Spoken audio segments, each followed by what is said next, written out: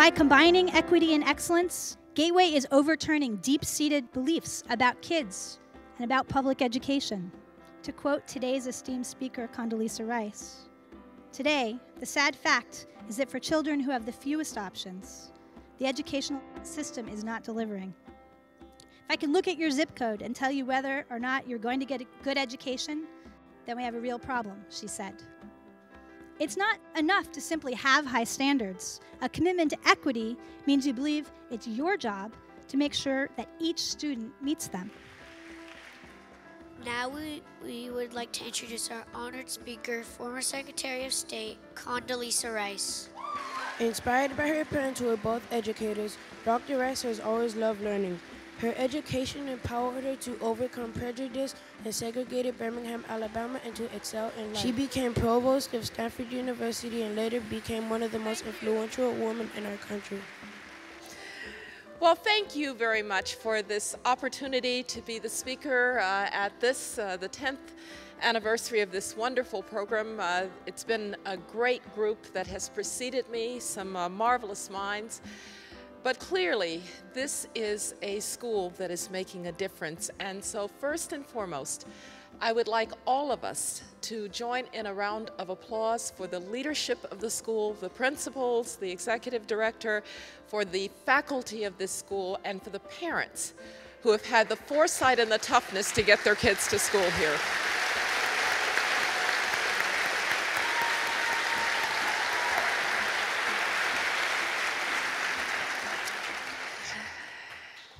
I'm very often asked, how do I see the world and all that is unfolding within it? And indeed, the last 10 years or so have been extraordinary. We have watched very difficult circumstances like September 11th. We've watched the financial and global crisis. The world seems sometimes to be chaotic and almost spinning away from its axis. It's an unsettling time. In many ways, the most interesting of these extraordinary events is what is playing out in the streets of the Middle East as we are watching people seize their freedom. We are watching in the Middle East what happens when freedom is delayed because it can never really be denied. I've always said that there was a moral case for democracy. Those of us who are fortunate enough to live on the right side of history's line, to say what we think, to worship as we please, to be free from the knock of the secret police at night and the arbitrary power of the state, and most importantly, to be able to have the dignity that comes with insisting that those who will govern you have to ask for your consent. Those of us who live in that world have an obligation, a moral obligation, to those who are not so fortunate. That's the moral case. But there is a practical case too, and that is playing out in the streets of the Middle East, where we are seeing that authoritarianism just isn't stable.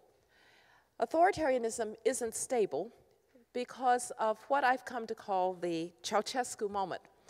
Now, Nicolae Ceausescu was the dictator of Romania, and in 1989, with revolutions spreading all over Eastern Europe, the Czech Republic, Poland, Hungary, Germany, Ceausescu went into a square with 250,000 people, and he was exhorting them for what he had done for the Romanian people. And all of a sudden, one old lady yelled liar.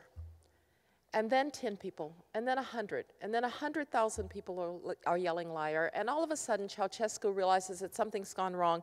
And so he runs from that square, but the young military officer who was supposed to deliver him to freedom delivers him instead to the revolution. He and his wife, Yelena, are executed. You see, the Ceausescu moment is when what separates a dictator from his people, that would be fear, breaks down. A soldier refuses to fire on a crowd. An old woman yells liar and the crowd responds. A general defects. And then what you have is anger. Because what we're seeing in the streets of the Middle East is, once again, with great clarity, that freedom can be seized, but freedom and democracy are not the same thing. They are inextricably linked, but they are not the same thing. Democracy requires the ability to enshrine those rights, to say what you think, to worship as you please, to be free from the knock of the secret police at night, to be able to insist that those who would govern you ask for your consent. They have to be enshrined in rule of law and institutions and constitutions. We in America, of course, know the value of those documents. And whenever someone questions how important it is to enshrine those rights, even if in the first instance, in the first years, those documents don't quite ring true, think about this. When in my hometown of Birmingham, Alabama, Martin Luther King wanted to say that segregation was wrong, he did not have to say that America should be something else. He only had to say that America had to be what it said it was. When you enshrine those rights in constitutions and rule of law, people have something to which to appeal to sustain their rights.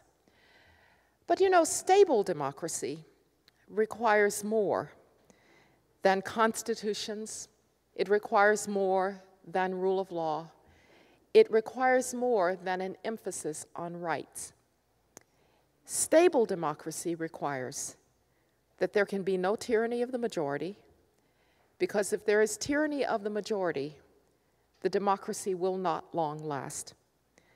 And most importantly, stable democracy requires that the strong cannot exploit the weak. Indeed, mature, successful democracies recognize that a democracy is only as strong as its weakest link. And in mature democracies, we make certain that we work hard, so there should be no weak links. In that regard, I've always found the United States of America something of a paradox. We are the most individualistic people on the face of the earth. We exercise our rights with vigor, assertiveness. Indeed, I have a German friend who says, the problem with you Americans is you think that because you have rights, you have to exercise them all the time. Well, indeed we do. This incredibly individualistic society is so insistent upon its rights that when we think somebody has violated our rights, we'll take them all the way to the Supreme Court to sustain them. Brown versus the Board of Education. We will actually change our laws when an individual says, you have violated my rights. But here comes the paradox.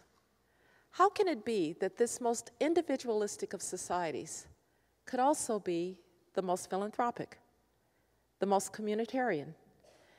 This is a society in which people give of their time and their resources, their personal time, their personal resources, to make sure that there will be no weak links. Indeed, you are doing that today by being here to support this great school, Gateway School. But if you look around America, whether it is our great institutions of healthcare, our great universities, across this country, people give of their resources, they give of their time to sustain good causes. Now, why is it then that this most individualistic of societies would have this communitarian impulse? Well, I want to suggest to you that that communitarian impulse comes from another great American belief. That is the belief that it doesn't matter where you came from, it matters where you are going. That you can come from humble circumstances and you can do great things. That no one should be born into circumstances only to remain there because they have no way out.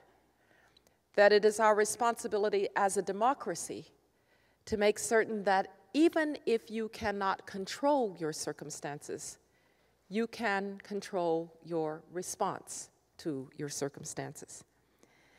That belief that it doesn't matter where you came from, it matters where you're going, is of course natural in a country in which there are no kings and queens, no permanent circumstances of life. And indeed, alongside that belief that you can come from humble circumstances and do great things, is a belief that every life is worthy and every life is capable of greatness. The way that we have expressed that view is to say, come here, come from all over the world to be a part of that creed. In listening to Omar just a few moments ago, you hear an echo of generations of Americans whose parents said, I'm going to go there, because there it doesn't matter where you came from, it matters where you're going. And it frankly hasn't mattered very much if it's somebody who has come here to make $5, not 50 cents, or Sergey Brin's parents who bring him here as a 7-year-old from Russia and he founds Google. The United States of America has been able to mobilize the best human potential from all over the world because we have believed it does not matter where you came from, it matters where you're going. This is a country of immigrants, the most ambitious people, the most risk-taking people, the people who want to give themselves and their children and generations to come a better chance in this place called America. That belief that every life is worthy and every life is capable of greatness has also been a part of our collective understanding of how people who are born here are to be treated. Indeed, for all of us, at some point in our lives, the key to taking our circumstances over and controlling them has been a high-quality education. My family has been committed to education as long as I can remember, because we have in our family, as perhaps each of you has, a hero who understood that and gave it to our family as our family creed. In my family, that would have been John Wesley Rice Sr., my paternal grandfather. When John Wesley Rice Sr. was a young man, a sharecropper's son, in Utah, that would be E-U-T-A-W, I'm not kidding, Alabama, John Wesley Rice Sr. decided he wanted to get book learning. And so he asked how a colored man could go to college. They said, well, you can go to this little Presbyterian school. It's about 30 miles from here. It's called Stillman College, and they educate colored men. So he went off to Stillman College, and he went through his first year.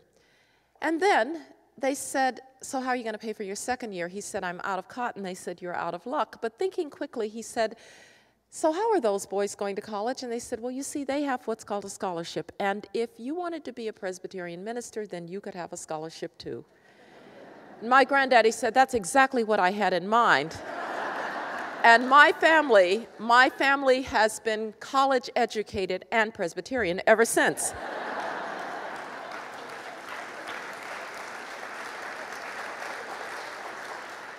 But you know, Granddaddy Rice was on to something. He knew that that education was going to turn him into somebody that he otherwise never would have been.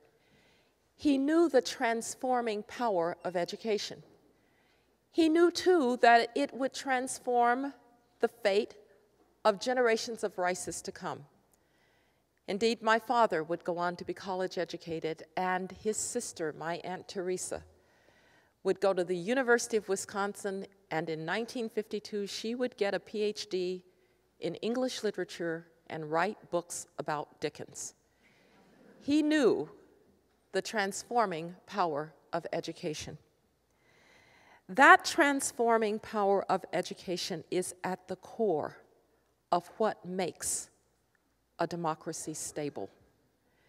Because it is that transforming power of education that holds together a people who are not united by religion or by by nationality or by ethnicity, only by a creed. It doesn't matter where you came from, it matters where you are going. If at any time that is not true, if at any time I can look at your zip code and tell whether you're going to get a good education, the very foundation of this democracy is at risk. And today, it is at risk. There are too many children for whom the simple tasks of reading or writing or doing an arithmetic problem is just too far beyond them. And it's a risk, of course, to them. But lest you think that there is any hope that you can isolate that child's despair from our own lives, remember this. Yes, a child who cannot read and cannot write will grow up into an adult who cannot find a job. And then that adult will live on the government dole because they will have nowhere else to go.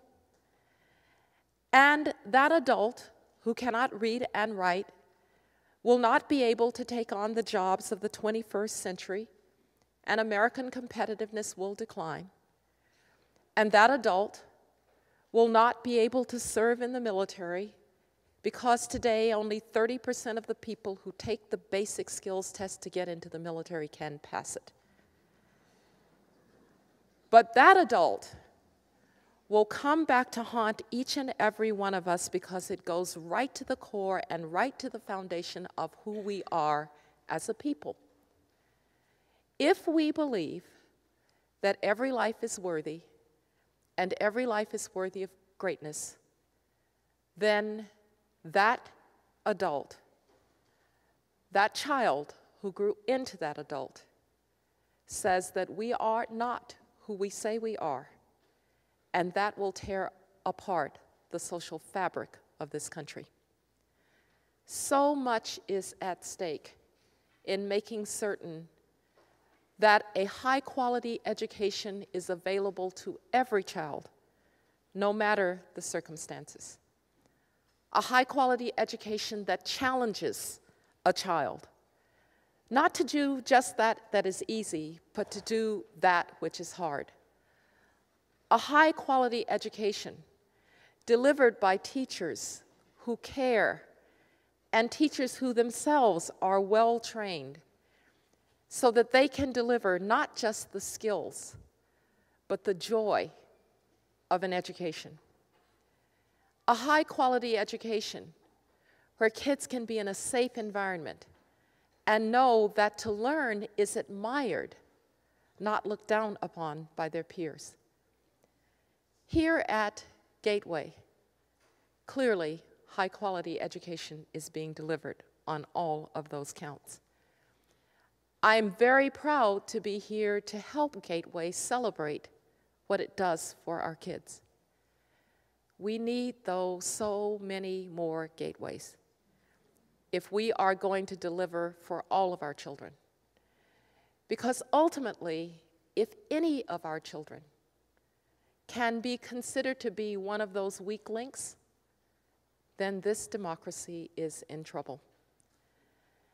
As I've looked around the world, and I've seen people seizing their freedom, and I've asked myself, what has made it work here in America for so long? It has been this belief that you can come from humble circumstances and do great things, but it's been the fact that time and time again, that belief has been proved to be true. But it is also because people have known that they have a way to respond to their circumstances, that they have not given way to aggrievement. Why don't I have? Or to aggrievement's brother, entitlement. Why don't they give me? The moment that a person feels that they have no control over their circumstances, as my parents used to say, the only way to control your circumstances is you have to be twice as good.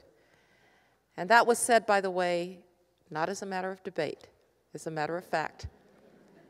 And in saying that, they were saying, never give way to victimhood. Never give way to aggrievement, why don't I have? And especially never give way to entitlement, why don't they give me? Because then you have lost control of your circumstances. And when enough of us lose control of our circumstances, this democracy has no foundation of those who would build it through hard work and innovation and creativity and a belief that it can be done. That essentially nothing is impossible because so many times the impossible has seemed inevitable in retrospect. Education is at the core of all of that. And so what you support here today at Gateway, and what the leadership and the teachers and the parents who have their kids here support every day at Gateway, and what the students, like Omar, who take advantage of what they're doing, and Selassie and Kayla, what we're all doing is to build not just great minds, but the strongest possible foundation for our democracy. Thank you for what you do. God bless.